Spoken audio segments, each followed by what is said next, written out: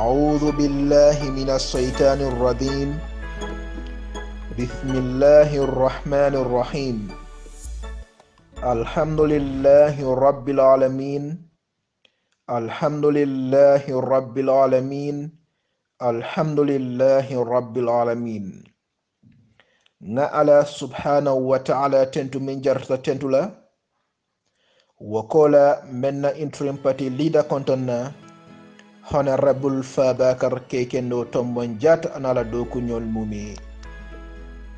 be APRC dingol kontonna milbe Gambia anin Gambia bantala banko dinkendolu banko kanute dingolu mba folal mume ko assalamu alaikum wa rahmatullahi ta'ala wa barakatuhu. Nda Muhammad marne mutana nyintana lungola nga ala subhanahu wa ta'ala tentu mansa kallanke dunia nemo mario anin lakira nemo mario. APRC dinkendolu atol min kallamo nin hakilola banku dinkendolu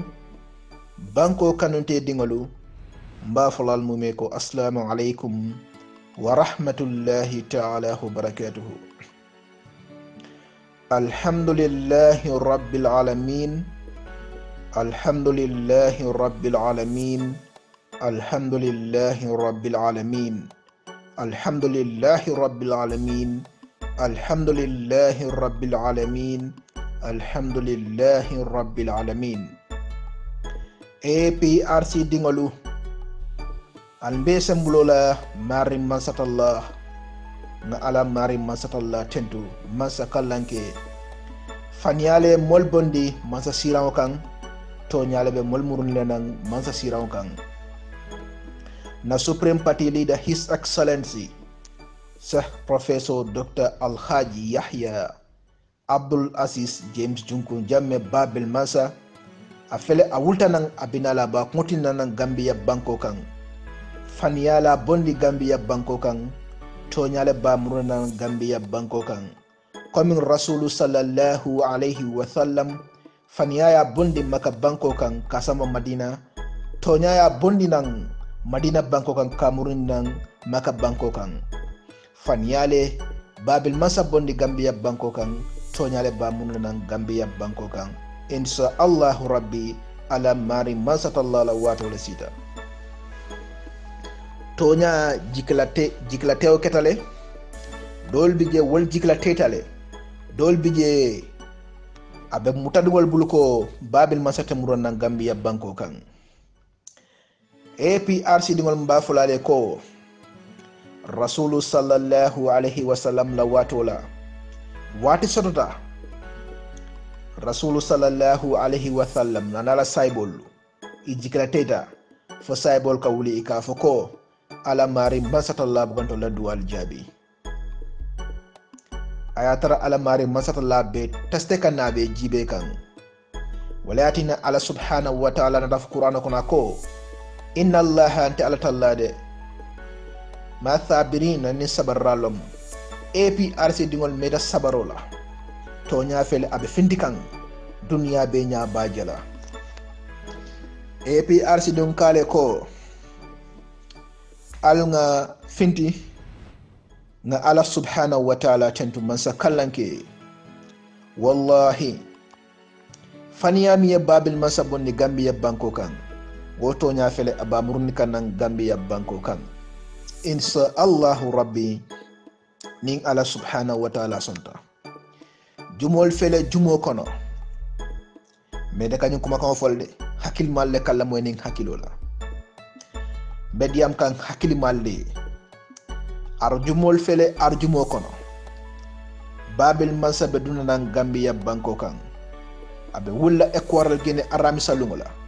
wolungola Gambia banko kan albe funyojela fonyobe fela Gambia banko kan arjumalungola al samabe busala Gambia banko kan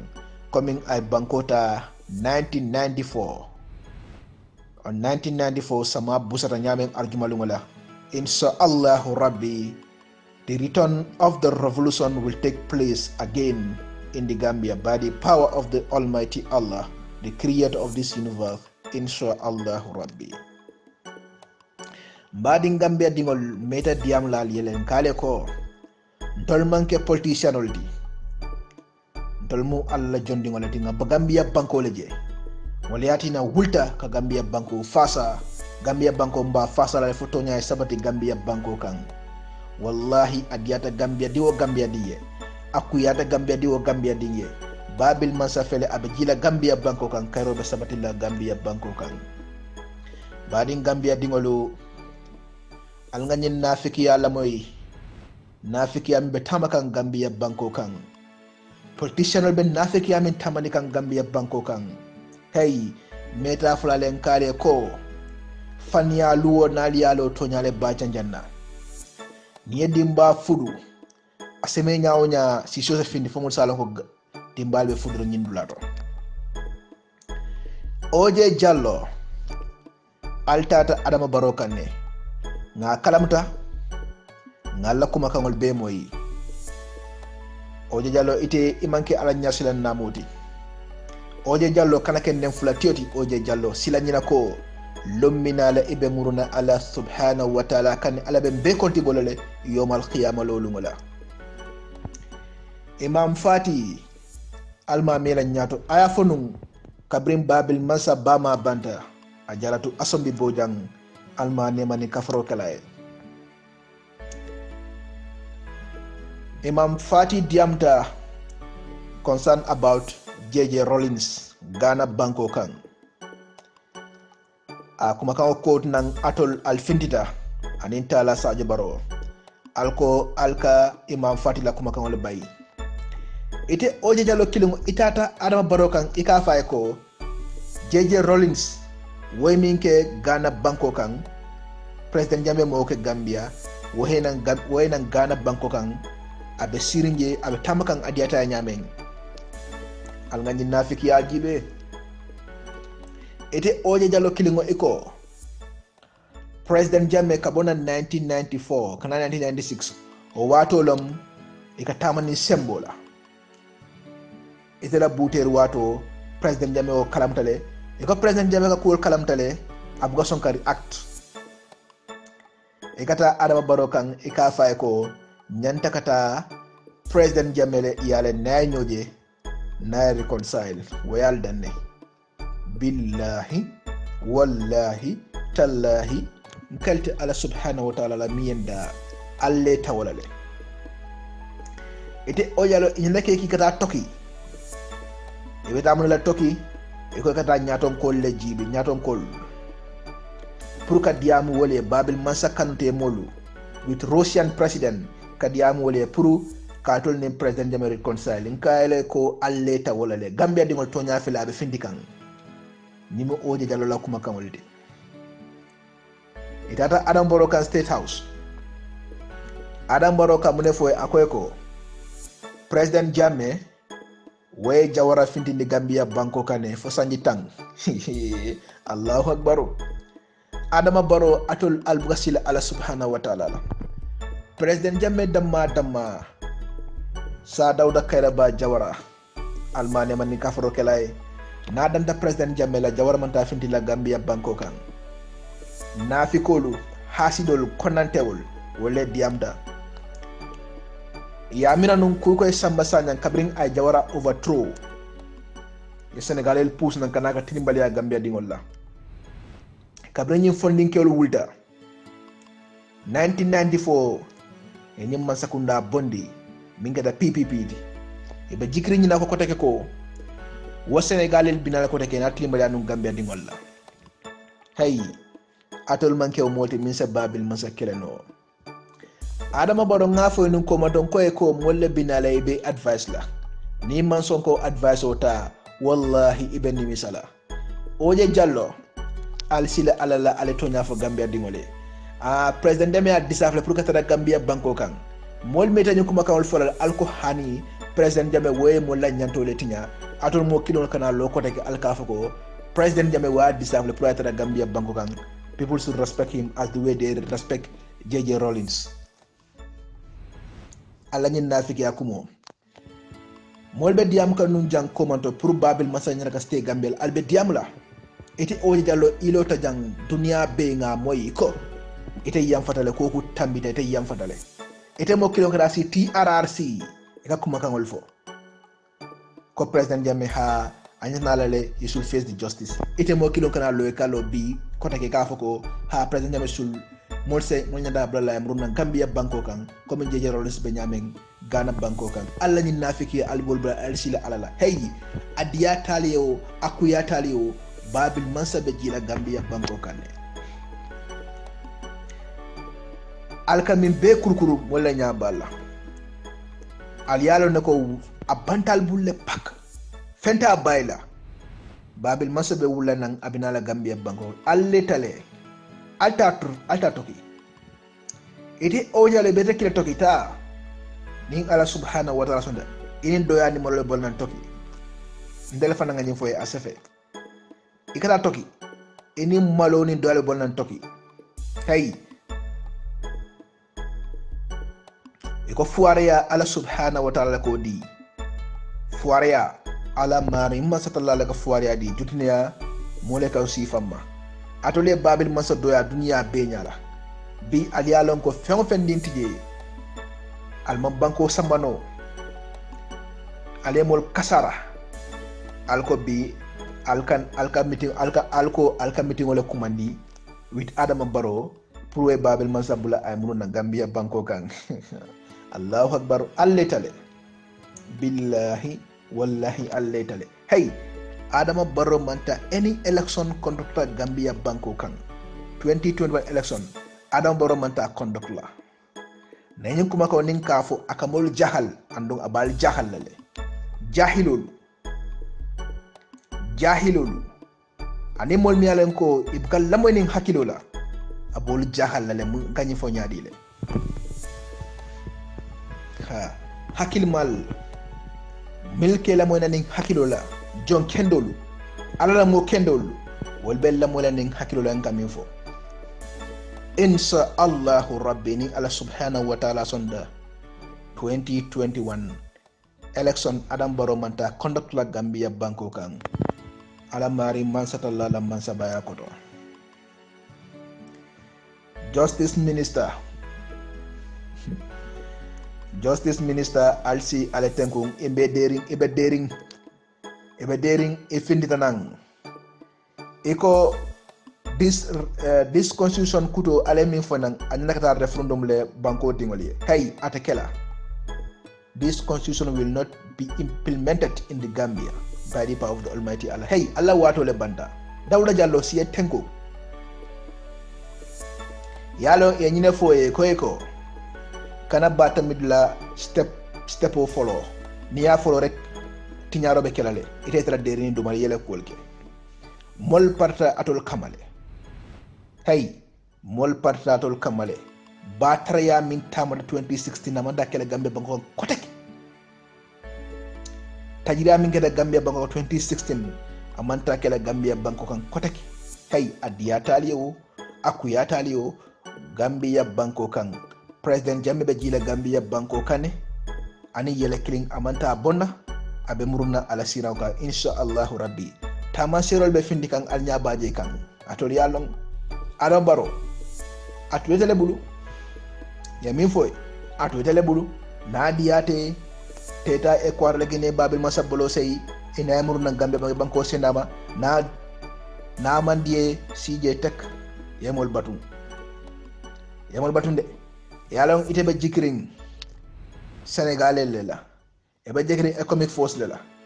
mbatandi le ko banko jurwanul be wulla banko dinkendol be wulla be president Jammeh welcome la banko la jurwan kendol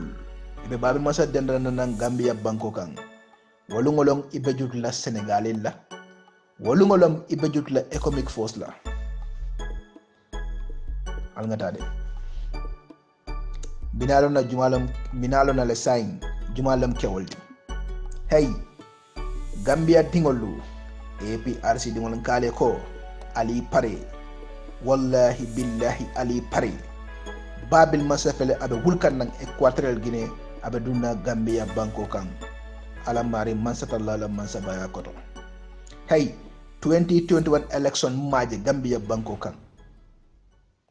hey ba traya min kera 2016 amanta repeat la ko ke Gambia banko kan ala subhanahu wa ta'ala la wato la sita ala la wato la sita hey faniale babil masa bonni Gambia banko kan toñale ba mununa Gambia banko kan ñil yele ferol lale ala subhanahu wa ta'ala ya ferol la hey mol fele ka resign adam borola man sakunda koto mol fele ka place di le ke bank place ta mone be kiring ala fa ya fa molye min be kiring ala fa ya fa molye min be kiring hey Gambia dingolu mandral ni ne kan hey dol ka fengo fenfo yomal kiyama lolu ngala ala subhanahu wa ta'ala ben konti bola Allah Gambia dingol al nga fatanyola ala yen dalem mankiling ala subhanahu wa ta'ala yen dalem mankiling yomil be yomil lungola kalungo jo hey coalition government wallahi albeto nya fula Gambia dingol yele wata bayla yalang albedi am kan jongulas sol bal mutalel ya lolli dula kiling alto nya fo gam nal kalte diam la jongulal bal diamu ni lale alta sojarol nyininka sojarol ala fo jumalam jongulalist ala fo go jumalam jongulalist ni yal muta albedi diam la bay fos albeto nya fo la Gambia dingol yele denu ba taraje alfindi aleto nya fo Gambia dingol yele oje jallo bilang ibe fangere to nya fo lati okay bilam yalon ko JJ Rollins wayminke Ghana banko kan president Jammeh mo ke Gambia president Jammeh ya deserve pour gatara Gambia banko kan ete mo kilo kunun imam fati nyum kuma kan wala fo yala kuma kan bay ibe kuma kan kolangol fola atelier minke Gambia banko kan PPP regime president Jammeh nata nang ayal bulaje amang commissioner lo kal kiskis teng atula ki nyamen teng commission lo talde atula ki nyamen anata ki nyama man killing TRRC atola regime PPP atole min ke Gambia banko TRRC ni dalo lale baral ko hani alko fo atole babil masanondi hay musole nyodam fudu bungo konole musol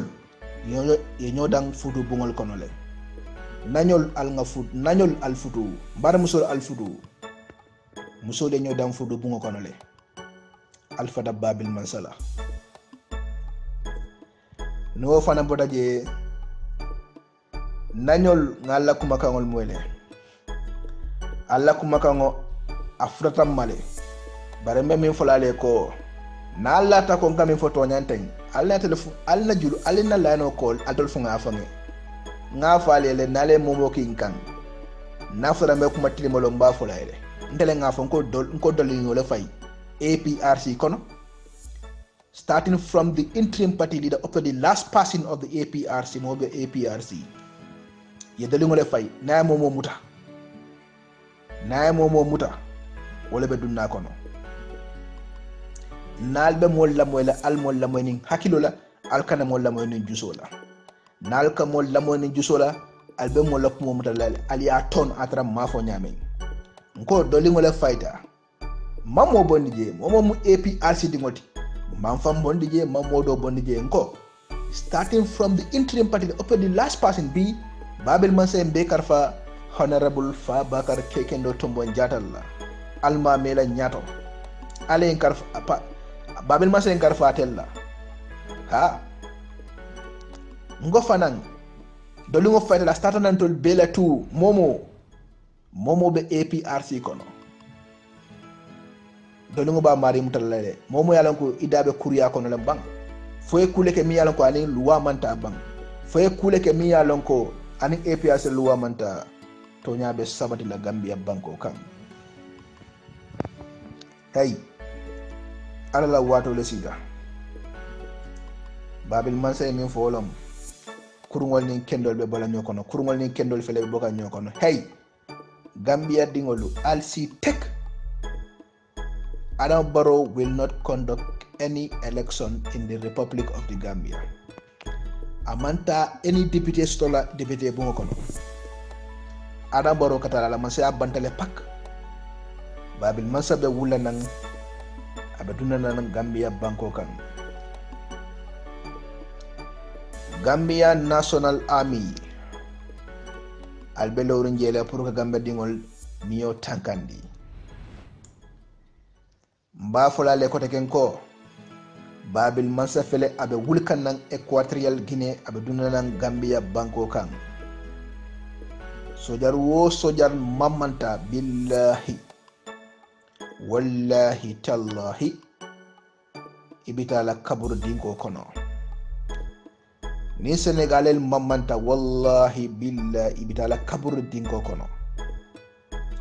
ala subhanahu wa ta'ala wata wala sida yalo meta faren kale ko albe kewol jela ika jali sidi teto ika jali sidi teto ika tekko ke ngode ka bori ika ka banko le bula munem ya batra men ke Gambia banko kan ini malawta sinolo Gambia banko kan hey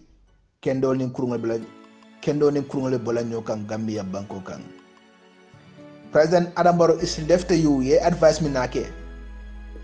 yalo nga ñe foyno ko madan koy ko mol binele kan ibe advice la modol be fintle ba fole ko Barrow mo kurungol ba fole ko tele ñaka banko samano la kanela mo ñi molla ne la moy du sano walla yela mo dembo bay fos walla isen nimisa munatina isonta forunda state house kono oje jallo al nga sila ala nga tonya fo tonya le be Gambia banko bondila atol yala nako babil man sey mi ke Gambia banko kan PPP regime 30 years al man fenk Gambia banko kan ni atranum atole banko dokule comme babil man sey kenyameng the best Gambia will be the best country in West Africa aliak atola wala mu neke yalam ite oje jalo me fongo le horme me fongo bunya tatoki ni ala sonda ite ni malo bonan turki banko kan Allahu akbar hay adiya talewo akuya talewo babil masabe mu nan banko kan ne Adam Barrow international body ite fongo ya fole iko be batandi kan ne iko banko senla ite Adam Barrow iko ba senla ndem mala fokum cimcimole ke de ma bambaro fokum iko ka cimcimole ba malam be banko senla wato dol haninta sendila ike fongole nene banko ita sambanola ele spok personal bial ne ko te banko samanole bebe da be jomolinde boro be jomol ala ministre be jomolinde atol kal fongole nene atol al kal fongole nene ngana o tembo jibe APRC dingolo wallahi billahi his excellency fela awultana ekwara kina kana Gambia banko kan alsi tek ala tulul muta al ngamurung ala subhanahu ala tentu wallahi al ngamurung ala subhanahu wa ta'ala tentu dungol fela lungol kono babil masabatu na Gambia banko kan lungol fela lungol kono babil masabatu na Gambia banko kan alhamdulillahi rabbil alamin alhamdulillahi rabbil alamin alhamdulillahi rabbil alamin لا حول ولا قوة إلا بالله العلي العظيم يا نعم المولى يا الرحمن والدنيا والآخرة يا الرحمن يا الله الحمد لله رب العالمين الحمد لله رب العالمين الحمد لله رب العالمين على ماري مسات الله تندو على سبحانه وتعالى مسكالنكي babil masabota Gambia banko kan karo kono afele anyi mabe murun nan Gambia banko kan karo kono ala subhanahu wa ta'ala masabaya kono maso mi sangoda ay banko da atele ala subhanahu wa ta'ala atele la APRC kan tas kan jibe insha Allah rabbi ala mari masatalla be babil masamurun nan Gambia banko kan molbe kontan na Gambia banko kan hey Gambia dingol ala jibe tilibola mimbe tabakan tilibola tilibonin tiliji hey wallahi billahi tallahi babil masafilat ba Gambia banko kan ba fulale ko assalamu alaikum wa rahmatullahi ta'ala wa barakatuh a'udhu billahi minash shaitanir rajim أعوذ بالله من الشيطان الرجيم أعوذ بالله من الشيطان الرجيم بسم الله الرحمن الرحيم الحمد لله رب العالمين الحمد لله رب العالمين الحمد لله رب العالمين APRC kolu mbadi Gambian kol mo kendolu fano ketaja ndolni mawul takara kono mbe aldana men me suto kono fofano ke alnyim masuli kara kono so mandan controlam bina don person kendo yaya edi dem babili man sabe siri gina kotrali ala muso ala dingol an delegation me an tadajati ken me be kontonna kana bla Gambia be nyaton kol kontonna Fabakar Tombo Njata Rambo Jata yagba koli amlu nyasi Dudu Dia katawlan kotoma Bakso Jate an extifolu councilolu chairmanolu dipitolu amusukunda ke kunda katabulan kotoma Alhaji Bajo ko dukure pamadu suso APRC call mbadi Gambian call aldu kare alinga wuli alingena adi katol bondi wato mbamola hani kunu molen kole ko itulbe ayka adi katol bondal dulala Allahu akbar inabe nyula de mbadi ngol inabe nyula alhamdulillah rabbil alamin altant balet inabe nyula ibila adi katol bondila alhamdulillah okay moy ala tendu bage inshallah APRC ni natonkol ko ali wuli kawlile ni ko alsi inkasile alhamdulillah rabbil alamin ibukali soso mbeyaje Gambia beta alhalamento bodas kati ole nyanta ay na ay soto mbeya soto ay tramomo bulu la bunkono ni ko election bena alhamdulillah rabbil alamin prepara bodas kati bena bondade bina bondila inshallah summa sallahu mbarngol alingena ari katal bonde ay inyada ngwa kendol dina menkata Abubakar Sidikati anala dumalankol be mbebe konton na mbe tentula mbe jahila ninga moy kafo awdo na groupe kono aldukare alin kanabla awdo noma alingen nyaton kol kili duma alingen no understand wala kum mayata nyaton ko daraja walta makama warta mbadungolu wala mdom kata ko ina fo kato Africa Bankol kanabla Europe UK America alna barngol Mamadou Badiane dako so ndan ko dodi assalamu alaykum warahmatullahi ta'ala barakatuh hani say mbadungol ndem la alikan safono alhamdulillah rabbil alamin ngala tentu bake ngala tentu bake enke APRC ngoti wallahi ngalten du bake enke APRC ngoti nyabala parsolbe taring ibe nyonandela fania fobije Allahu akbar bari ni alay nyatonga kendo dila ako ali munyi ali sabari alay nyatonga kendo dina ako ni mo hanni yatinandi mo kana sayma Allahu akbar olum babli mansati ako hani moye yatenande mo kana sama aya lonne nandro kafo ala subhanahu wa ta'ala ya haram ngo akasla lala mbarngolu akasla alala ka Gambia fasa billahi wallahi ka Gambia fasa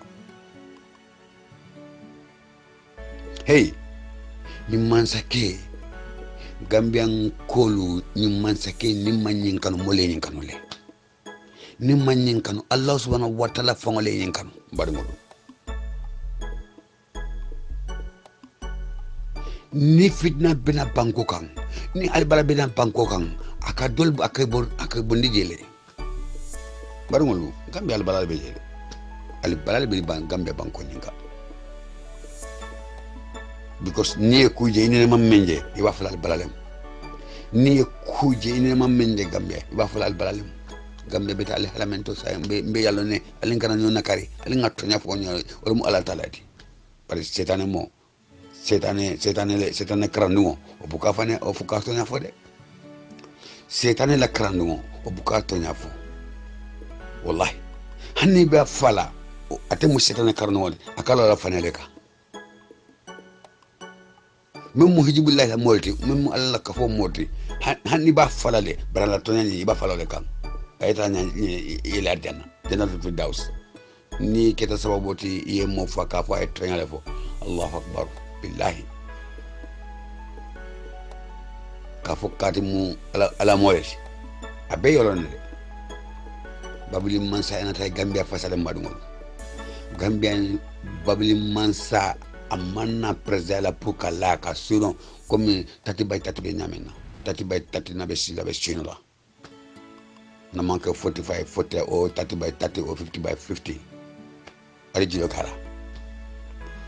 kala ni asuma atra 30 by 30 omo 100,000 leli ha asafo 150,000 ametolla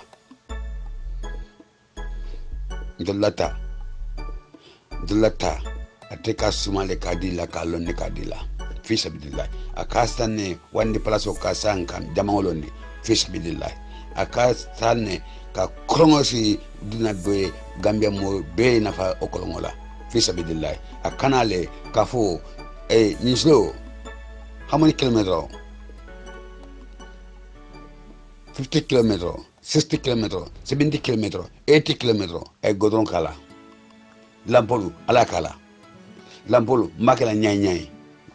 opposition ko attaquer la minto ndola wuli ma fangola wallahi billahi aya sabale aya natide ka kuran ka beto yo dole fele bi lal qur'an albe larun qur'an koro qur'an faya ke tang alani yaay jamme atulba for albe fisri wala kala ala ta sonna billahi wallahi ala tonya wala bela banna billahi wallahi yali babili mansa manna ka fa la sino babili mansa na dale ka Gambia betanga billahi wallahi fo Sénégal sul na modo tara tamba na kafunya dole mata tamba ay Gambia lam fego numba petrol ndede ako Gambia no ako agere ngari nyokondo ako sai Sénégal tamu Gambia de Sénégal tamu Gambia de abi mum fala because na ay jodon amunta ko nyuta kelo la iya ako basde obedale ay jabel ado yalo ne munati de yalo ya jamme bola biaje banko nya ya fo tati bay tati ka fo isi la haklatu Gambia kono kana harti pour mol men ka mol tanga gambang banko nya kana hartola sai ibena isna Gambia isi kilo kala pang isa samba Senegal moye ku ke isa muta isa samba Senegal Allahu akbar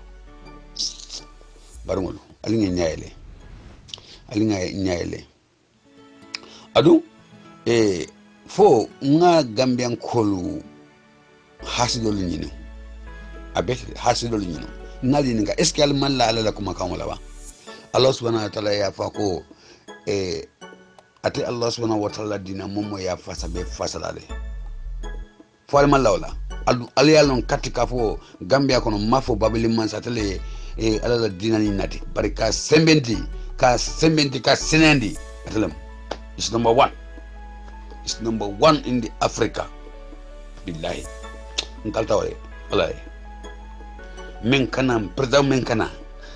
men kana ka jamango londi president men kana ka molbuta ke samba hijola president men kana ka fisa bidallage ka adama dungolu ka fo ali alqana karang na le ñoo dambe 1 million la ilaha illallah ay karambungol be karandindungol be madrasa karandungol be aketa marabu karandungol be ay croissant be de ke abela sonno mola abe croissant da pour sama mbena fonsi gagner 1 million ni soro alko albelo kelnila limamo la bongol kono alkalla bongol kono telephone pang ngajere Gambia kono almamol folo ila dondukolu ila warambalu kautano kasang salol bena kadila ngaje president ya jamelela ka tagdo sang kadi yutolla fonnan kayo ka fo ale ya fago mawe ngaje ya jamela musul kunda ngaje ya jamela chef kunda ngaje ya jamela kumandan kunda ngaje ya jamela hey mbaru ali nga sabari my friend ali ngin fongo bunya my friend ali nga sabari billahi ningon alinga sabari abete de min bi hasida kurkur la kew nyinka mbolem nyinke fesa atada alti fal malum fang itata makka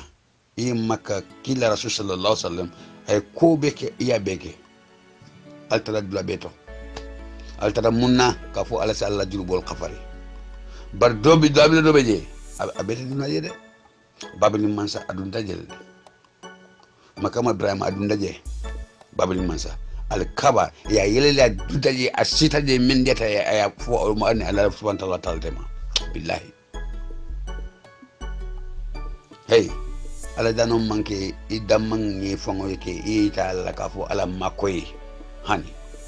ala dano islamu kindula muti ibe ala danila ifongola isi ala dani ila isi wala dani la wulula isi ala dani banko bela ala mbe banko to ndebe banko manda fo sake ne kara bankoti fo sa sumanye babili mansa ayo dolbe ki gambia kan adu ala yala do mutale babili mansa be sing gambia watane itaji la ka fo yelo bota itaji la ka fo sunyaro seta itaji la ka fo accident seta itaji la ka fo kimasita seta itamu la ka fo dinuotulta itamu la ka fo hey molbe ta bolla Senegal be ta bolla Gambia ka be dum sa ya samba ito fo mo to mola asi harami sunya role be seri Gambia kono mote fem fola ni moyela ni so sunya wala moyela so sunya ya muta men ngamuta sate men ngamuta fa no promo ni poli hey banungolu ali ngasawari billahi wala tallahi ali ngakala ni kila ali ngasawari mo kane ko ngotule ya jamila ka fo ba tenda fani aka ate possible la billahi wala ala be finta la Gambia kay zafu halaki ilaji la Gambia mo si la fengo sunya mo si la ni so sunya ni sifula yi ola sunya sate men ngamuta imamuta ka fo ya busale kabri ni wasa polon fe geta ya janjan alsekaru ngana ya janjan formule kono ka fo kati fulani lan ni solfele sunya ta yesunya ni satale kono baja kundale kono sat alsekaru ni de oni solu yesunya sate mengi muta kabri ya sajanda wasa pol kono yiko matu sai prononte de ina ya fole yiko ke sai because until tamadula la namol beje o la sate be lefta pour ka ñu sang ka pour ka ke sera de sade kono yaji barta me ko la jani si sina la ko ta sini sina la ko ta yaji ako baste atida Allahu akbar ekol fakun koni mukana mufti ala moklen no la kabira tada ñum fanangan telephone ta e korke baja ko yin karoke ye men ko lo atata o la korra ko non kafo alla ni so men ya sunya be nyaadi yin so na ficho bonde ako tampodu ata tambo yimbe boy e tambo nyim bonde ko aha nyine mun so nindi iko sai altolena ol wulta tara sai sunya ramoni ya kolli ko sai nay la kolta e be la kolta findeng manko mamala ka fo kube mbuluje pum atada sunya imanta tamadula imantra mechola inila masingo ya beso sunyar kono ibe kordalo nikan sebin house ibe lo nikante sebin room abe mu blocoleti o kodo satamento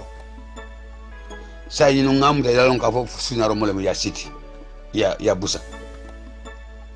ya sama police ya Allah akbar barungol al sakar ne de al ya jibe police la dogo katamenti sai sunyaro moni kabri ñu nga sama police yaje police ko la hajabe minna ole mu min nga sunyaro min muta ka muta ila bloto ka busa ka city ko to lafta ol fangola ol fango nyente sornale Allahu akbar la ilaha illa Allah sidna ala min fo sariya nata minna mota mandi ala bulo kuntu ni bulo kuntu da ni ko na ko do be nara murukan billahi wallahi sai bulo man kunti fembe manke ya sidi ya busa because ngalo meto meta fay bo kasolal hey mota fola ila jiso medimi ni mo ila ita sunya mota fola billahi wallahi ikadimi ne aketorole sunyaro mo hasilo leti aya konitela iteta ibarada men kan aya tete bula aya samba mbaru la kay fo jibele say minu ngamuta e franco ko kasola tito benala ye frindi sunaro moni ya frindi ya bonni ko mama kandi ya bonni kafo atla kansolem mama kandi ma ite ka man sa so gambia be ko lele mama kandi ite be sunyara mole fengela ite nyanda kurole tala ka samba sato kono kafo ngal danal yam famu nyambul bari tena kata police kafo ole abili police me la lo dalo mena police kam basse maru tito benala ni sol ni iko baja kundan koluye ni sol me yesunya ol fana ngata kito kono maru al jam la mole ni so ayta kito to ni so be da kito be mum falaje al sakru ni de oni so fana ni so nyim fana wuluta iko ni so ni no fana anyanda na tanala li la ilaha illallah muhammad rasulullah sai al sakrini natra ni korda kono trakto mantraje natra ni korda kono trakto mantraje ni sol ni beta basenyade baseni baja kunda teman safono almost maybe like all 20 km or 30 km maximum nyata la hapola tunnel de talay alko ni solena kitokono natra traktor mantra o korda kono natra traktor mantra o korda kono sai e ka moto e ka kamele luas wala ka traktor luas bay akoda monti sla moy sunya ay toro ngana fane alko ngena ko frey o fana kono minu nga sunya ro fana muta alko fana ngada du kasola foye fana beli